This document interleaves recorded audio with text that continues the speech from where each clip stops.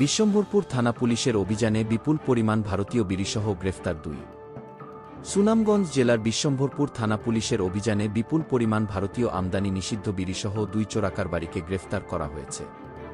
গ্রেফতারকৃতরা হলেন কুমিল্লা জেলার বুড়িচং থানাধীন ভারেল্লা গ্রামের বাসিন্দা সাজিদুল ইসলাম এবং শান্তিগঞ্জ থানাধীন গাজীনগর গ্রামের বাসিন্দা আল মামুন। গোপন সংবাদের ভিত্তিতে 17 মার্চ সোমবার বিকাল 4:30টার দিকে বিশ্বম্ভরপুর থানাধীন চালবন নামক স্থানে বিশ্বম্ভরপুর থানা পুলিশের একটি দল চেকপোস্ট পরিচালনা করে। চেকপোস্ট চলাকালে একটি পিকআপ গাড়িতে তল্লাশি চালিয়ে 2,10,000 পিস ভারতীয় আমদানি নিষিদ্ধ শেখ নাসির উদ্দিন ব্র্যান্ডের বিড়ি উদ্ধার করা হয়। এছাড়া ভারতীয় এই বিড়ি পরিবহনে ব্যবহৃত পিকআপ গাড়িটিও জব্দ করা হয়। এই অভিযানের নেতৃত্ব দেন এসআই মজিবুর রহমান। তার সঙ্গে ছিলেন সঙ্গীয় ফোর্সের সদস্যরা।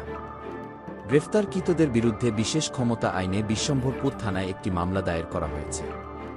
পরবর্তীতে তাদের বিজ্ঞ আদালতে সোপর্দ করা হয়েছে।